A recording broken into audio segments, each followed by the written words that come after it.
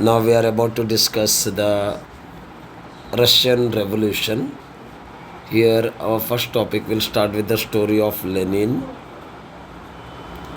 See, this is one of the most important question of this chapter, and obviously the second part of the social.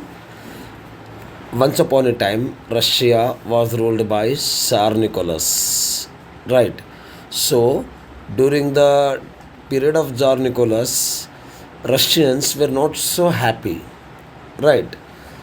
One of the reason is war. Because of the war, Russian peoples were not happy with the rule of the Tsar Nicholas. And during the war, there was even the shortage of food. The shortage of food and the people losing life in the war made the Russians very unsettled. Right. And they want to remove the Tsar Nicholas from the power. Right.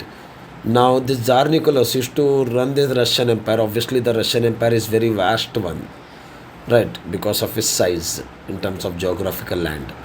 So he used to control this with the help of the army as well as the officers. But people were not happy. So one day, what happened? See, basically, in World War One, they lost nearly 2 million soldiers plus common people. 2 million means 20 lakhs plus 1 million means 10 lakhs. Okay, so people were not happy, and there was shortage of food, and most of the in this war, women were the major thing who used to suffer because most of the men were at the boundary fighting at the war, and women has to work in the industries, and as well as they have to maintain the families, and they could see many children are dying because of the shortage of food, and obviously some of their men in the form of brother, husband, or father, they were dying at the borders, right? And that made them unsettled, and nearly 10,000 women came to St. Petersburg on 8 March 1917 by demanding peace and bread. Here, peace means they want to stop the war, and bread means they want to make the food should be available to all the people of their country. Right. So, to stop these women's here, Tsar Nicholas II had sent the army, and these army members who went to whose duty was to know to kill the women, instead of killing them, they joined the hands of the protesters, and now Tsar Nicholas left out with no army because most of the army was already fighting the war. Some of them were left out. Now those also joined the hands with demonstrators. Right. That's why the Tsar Nicholas family has to run away from the palace. Now in this way, Tsar Nicholas' kingdom came to end in Russia. Okay. As this started in March, that's why this is called as March Revolution. Okay, this is one part of the story. Clear about this first part of the story? Right?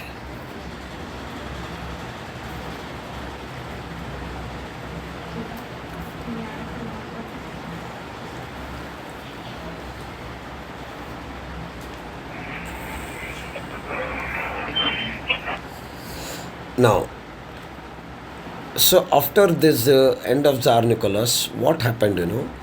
The power went into the hands of if you say warlords. Now, what are these? Who are these warlords?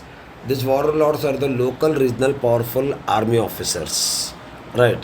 They are the regional, powerful army officers. Now they started ruling in their areas wherever they can show their influence. Right? Clear.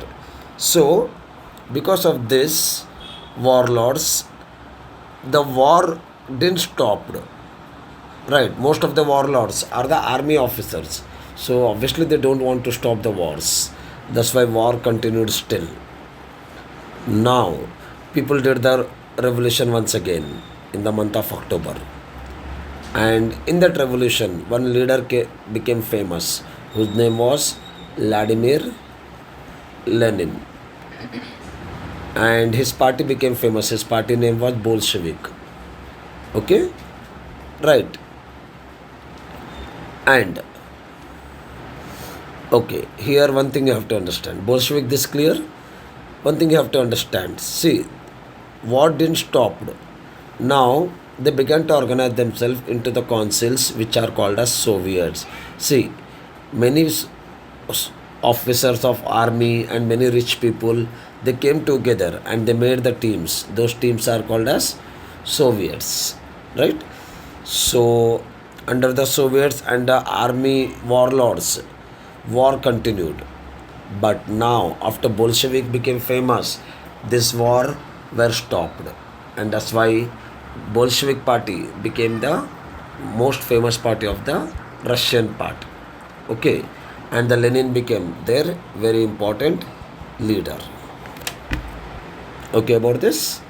And after Lenin came to power, he stopped the war, and as well as he made the things which can make the food available for common people easily, and as well as he controlled the prices, and at the same time all the factories and banks were brought under the control of Bolshevik, right?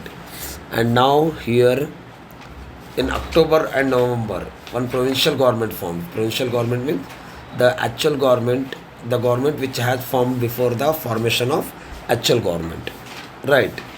And under this, they redistributed the land to the landless farmers. So Bolshevik did three important work: stopped the war, made the food available to the people by controlling the prices, and redistributed the land to those who don't have the land.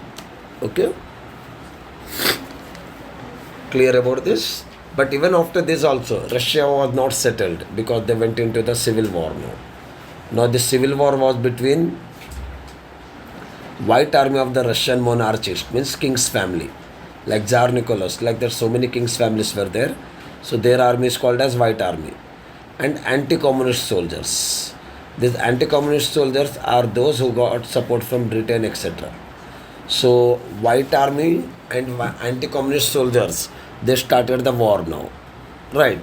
And this all finally they all lost their powers. They lost the wars, and finally Bolshevik became powerful and they decided to end the empire of Russia. Bolshevik decided now onwards Russian empire is not going to be continued. Right. So with this Russian empire had been completely demolished from the power. And he said everyone, whosoever is under the Soviet, so many groups were there now. He gave them freedom to become independent. Bolshevik gave them freedom. But those countries said they don't want to be free, they want to be under the Russia. And now the Russia emerged as a new nation, means new full name, that is Union of Soviet Socialist Republic. Right. And this was formed in 1922 officially. And in this year they formed the Soviet government of Russia. Right. And the leader was Lenin. Right. But in 1922 Lenin became leader, and very soon in 1924 he died within 2 years. After the death of Lenin, Stalin came to power. Stalin became the leader of Bolshevik party. Right. So he became the president of USSR. So after he died, after Lenin died, Stalin became leader, and he was very dangerous leader. This Stalin was very dangerous because if anybody wants to establish the political party, Stalin used to kill them. He don't used to allow the political freedom. And whosoever wants to go against him, everyone were suppressed. Means he killed them. So that he built now one absolute control, full control on USSR. Okay? And during that time, he even made the 5-year plans also. And under that 5-year plans, what he has done, he done so many development work for the Russia.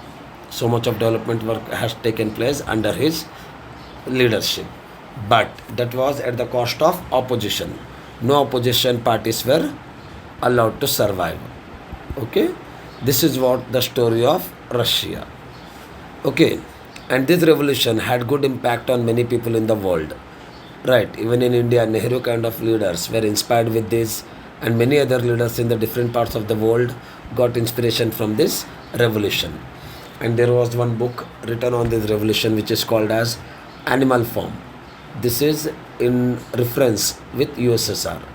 Whatever happened in USSR had been written in the form of this story. And remember the writer name, George Orwell. It may come in objective. Okay? Clear about this now, Russian Revolution?